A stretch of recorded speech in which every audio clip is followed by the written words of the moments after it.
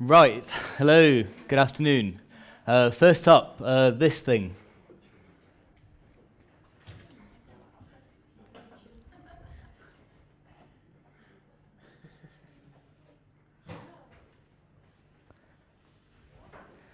So I apologize to Marketa, who I know has seen a version of this talk before.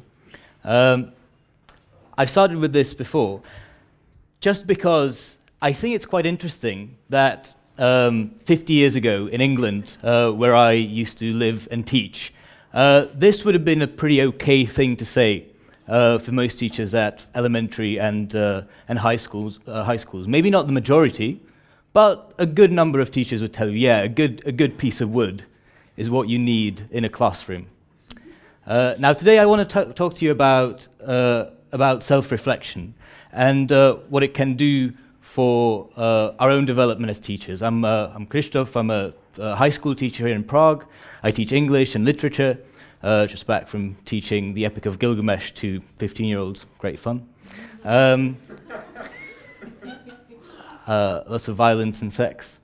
But I'm also here to present a program called Teach Live, Učitel naživo, which we've piloted this year, where I work 3 days a week. I teach 2 days a week. I work there 3 days a week. So I want to introduce you to that program as well. And I'm going to introduce you to it through showing you the three kinds of reflective strategies that we use there. So what is Teach Live? It's an ambitious program. We think it's groundbreaking training for beginning teachers in the Czech school system. So this is not just for language teachers, it's not just for language schools, it's actually for the people who go into regular state schools to teach kids. It started about a couple of years ago. We're just back from piloting it on about 15 students, some of whom you'll see in photos here. So this presentation has three major parts. I'll introduce you to Teach Live. I'll introduce you to how we use reflective strategies in the program and why we think they're important and you might want to consider some of them. This thing happened. So we've got a problem. We all think, almost half of 8th graders in this country hate school. That is the worst number in Europe. The average in Europe is about 26%. Right? 44% of 8th graders in this country hate school. Some parents will tell you that's okay. School is a thing to endure. I'm not convinced. I think something else could happen in school that would bring this number down. And I've got three different numbers here. It's 2.5%, 56%, 3 to 5%. Anyone hazard a guess as to what those are? They relate to the education system in this country. These are more about the education system in the country. So this is the percent of GDP that we spend on education, on the education system in this country. That's second worst in the EU, after Hungary. When you look at Hungary, you kind of see the kind of society that produces. 56, the percentage of, or the level of pay that teachers get as compared to other university-educated workers in this country. That's the worst in the OECD. And this is 3 to 5%, and this is what I want to focus on here today in the next 20 minutes or so. This is the amount of school practice and experience that you get in regular teacher training in this country. It is possible to go through teacher training in this country and not set foot in a classroom, not see a kid in 5 years, right? So this is the average. The high flyers are in Brno, at the pedagogical faculty there, they have 10%. So at Teach Live, Učitel naživo, we've got 50%. And our mission of school practice, it's a one-year program. And we believe that only well-trained and motivated teachers can fully develop the potential of every child. I think that's pretty straightforward. And it's also pretty clear that at the moment we're not doing very much to get there. So that's why we design, test, and share highly innovative, that's what we think, teacher training programs with a view to large-scale change in the way education happens in schools. Because teachers, and in some sense head teachers who set the culture in a school, are the real factors in what happens to kids in classrooms. Like, you're not going to get it through getting new computers in, through building new buildings. You've got to work with the people. And there's about 150,000 of them. So we better get started. So this is our vision for a teacher. We've got several visions for several things, but the teacher we'd like to create through this program builds relationships with their students based on mutual trust, creates stimulating opportunities for learning for every child, and are able to reflect on their work with a view to improving. Again, pretty general, might seem it's non-controversial, but we really think that this kind of person is the person, or these kinds of qualities we want in a person who's going into school to teach kids in the 21st century. It is going to be about the trust in guiding these people through the world where they can get all kinds of information themselves. It's to be that kind of rock for them that they trust, and that where the teacher trusts the students to be able to take control of their own education. And I want to focus on this and are able to reflect on their work with a view to improving. So this is self-reflection at Teach Live. I'm going to introduce three methods. Now, there's nothing groundbreaking, and I do want to issue this caveat. I'm probably the least experienced person teaching-wise in this room. I've only just started 5 weeks ago at my high school. I did my teacher training in London. That was the hardest thing I've ever tried to do. So I'm not here to issue knowledge. But I think these three reflective strategies could be quite interesting, both for yourselves and institution-wise. So this is just an overview of how the program is set up. It's a one-year program. 50% of it, it's about 700 hours altogether, 50% of it is school practice, 50% of it is training. 2 days of school experience a week, with an experienced teaching mentor who's actually at the school, an experienced teacher at the school. So I go there and I gradually start taking over their lessons from them and discuss all kinds of things that go well, go badly, etc. Every Friday is a training day. I think that's similar here. Fridays are training days. And then during the year, there are 4 week-long institutes where the student teachers come back and they develop and progress in all sorts of ways through workshops and reflective seminars, stuff like that. Then there are a few trips to inspiring schools both here and abroad in the Netherlands, the UK, Belgium. So why reflect? Again, really nothing groundbreaking here. One of the Greeks' favorite phrases, nothi seauton. I think this is a pretty... Sorry? Nothi sefton. Sorry, I'm not, my Greek pronunciation has never been great.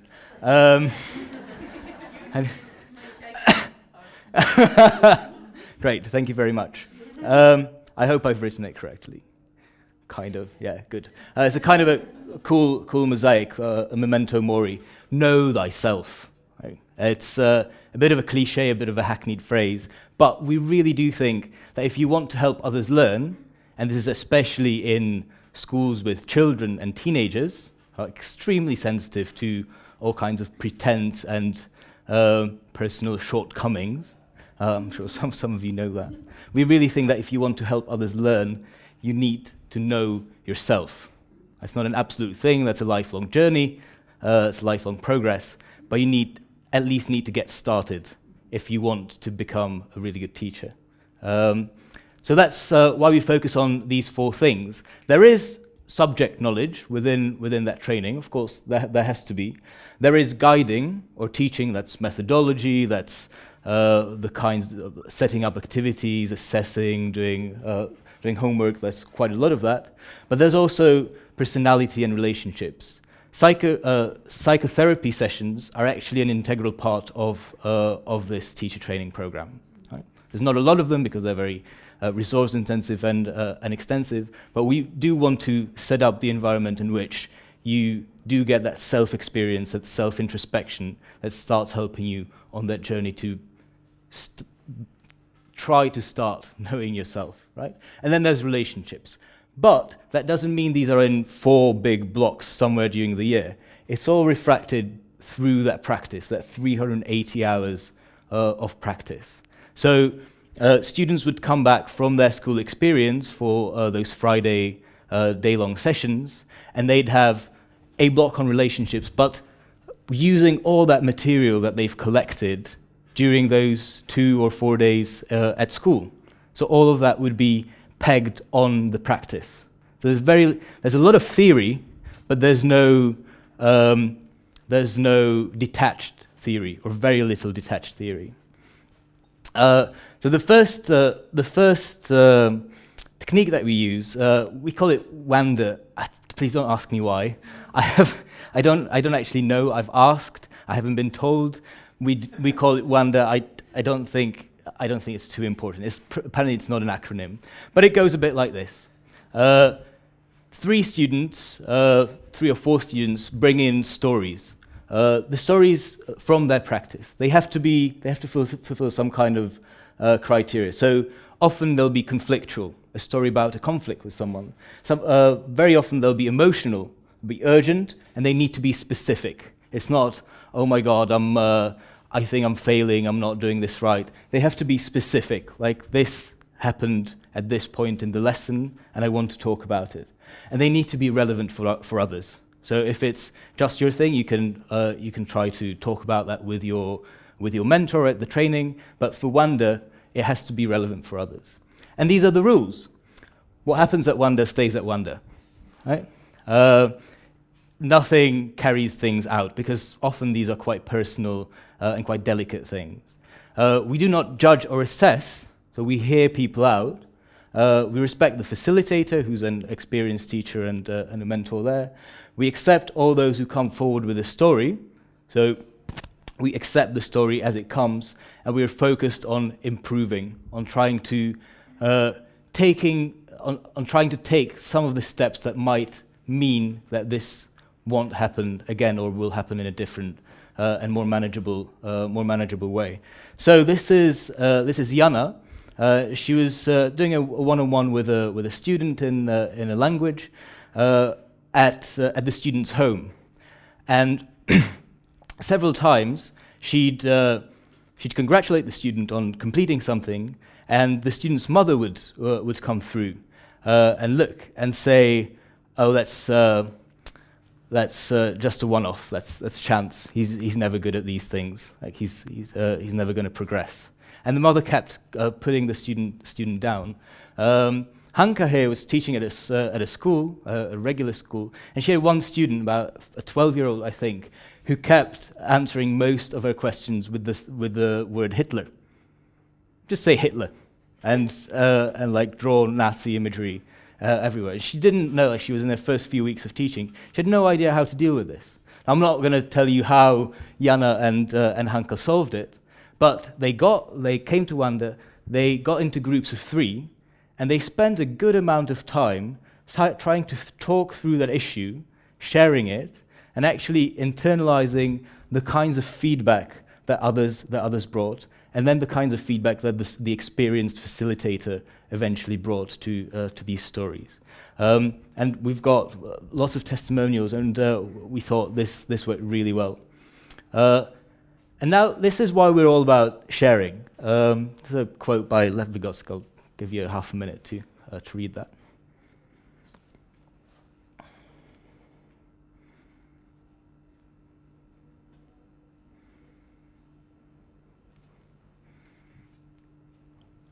So when I talk about self-reflection, for me, that situation in which I'm able to sit down with myself, reflect, and move forward is the very last step on quite a long journey of acquiring this technique. It starts, every higher mental function, Vygotsky says,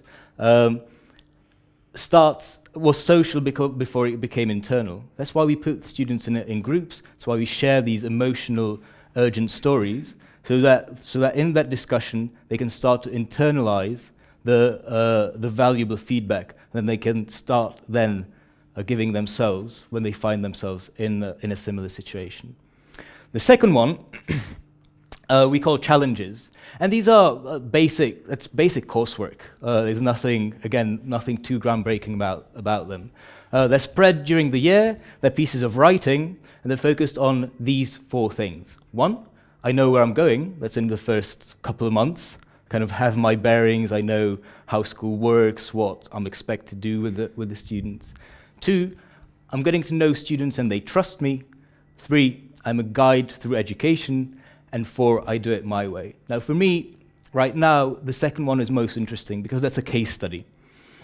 And I remember during my teacher training, I was in a really rough school in central London with students I didn't relate to, they didn't relate to me. I was teaching a class of 11-year-olds, and there was a boy called Mabab Ramoon. And Mabab was really quiet, and I couldn't get through to him. His work was really, really awful most of the time. He was in a class of 30, so I couldn't focus on him as a student. It was like these 45-minute lessons, so I couldn't get a feel for what he actually needed. It was only when I got down to actually sitting down with Mabab 2 months in, because I had this requirement in my training of a case study, that I found out that he's an avid reader, and he loves reading and writing. I was teaching him English and literature, and I had no idea until then, until I could push away that whole din of the classroom and the school during the day and sit down with him for half an hour. And then he started writing stories for me, like writing stories about animals and all these, as Jakub I think said, alternative endings to of mice and men. And it was a really revelatory moment for me. So these are challenges, and I think putting your thoughts about yourself as a teacher down on paper and then having someone discuss that with you can be a really valuable thing, whether it be teaching and learning diaries, or whether it be a more formalized thing like this. So we've got four of these, 4 challenges. And 3, my personal favorite and also my personal bane is video. This is Anička, and there's a class of 7th, 8th graders, I'm not quite sure, and she's putting up her camera that goes on a sucky thing like this, and then it's a camera that's used by rock bands to record themselves in a studio. So it has super wide angle and really good mics, so she can hear everything and see most of the classroom. And the rules for the looks a bit like this. It's a beauty. It works really well. And the idea is, before you start recording yourself, you need to know what you're looking for. So you need to set yourself a goal. Okay, I'm going to be looking out for this thing. For example, one of our student teachers found out only, I don't know, a month and a half, 2 months in, when he recorded himself for the first time, that he never left a tiny square in the corner of the classroom. It's like this all the time. He was terrified of the students. And he knew that on some level, but it was only when he could see himself just staying in that tiny 2% of the classroom and never actually venturing out and going to the students and asking them what they're doing, that he started thinking about that. So it's brilliant for body language, but for all kinds of things, because you can never quite, especially if you've got 30 kids in a classroom, you can never put your finger down on what's happening in the many parts of the classroom. So this is extremely useful. Then you have to record the whole lesson, pick a 5-minute bit where something interesting happens, some kind of conflict or misunderstanding, or something really good, like really well done instruction, that where students instantly knew what they're about to do and they're excited to do it. And then, again, in 3s, you share it with others and note the feedback, and then 2 months on, record another similar lesson and use that as a cycle for improving. Our students, these are our first 15 guinea pigs on the pilot, and they really loved it. They made a poster that says, and the camera keeps rolling, with their photos and their messages. And they really loved this reflective technique, because for the first time ever, for most of them, they could see themselves teaching. And it was really powerful for me in my training. I know that. It's also one of the most painful half hours of my life, but it was incredibly valuable. I could see how many different things I was forgetting to do, but also some of the things I was doing well. So they made a poster, and they really loved this reflective technique. So I'm about to wrap up in a couple of minutes. But where this goes for me is, and I'm happy to be challenged on this and to talk about this more, but it goes straight down to my ideal teacher, or my ideal of myself as a teacher. Ideally, I want to be the gradually disappearing teacher, where I know that after a few years with or maybe a few months, but mostly a few years with a class, I know that I can leave the classroom and all the things I need to happen will happen there. I think that for me, that's the holy grail of teaching. Like, I know that they'll carry on in those discussions, they'll find their own stimuli, and they're off without me. So I want to be the gradually disappearing teacher. And for that, Vygotsky's quote and all these techniques are, I think, really important in the way we prepare these beginning teachers and in the way they transfer those skills, or some of them, to their students. Because I'm not going to be with my students till they're 78 and drop dead. I'm going to be with them for a few years, and that needs to set them up for the rest of their life. So I want to be the gradually disappearing teacher. And I think self-reflective strategies are incredibly valuable and powerful for that. So what we're building at Učitel naživo is a kind of a hub or a laboratory that relates the interests of universities, schools, government, NGOs, and the public. And we want to be that hub of progressive, of research and application of progressive teacher education. We're at the very beginning at the moment. But we have got our next batch of bright young things, beginning young teachers. These are the new ones. They're in their 5th week or 6th week of teaching at the moment. And in the next 15 years, we want to make 20,000 of these. We'll keep you updated on that. Thank you very much. Good luck.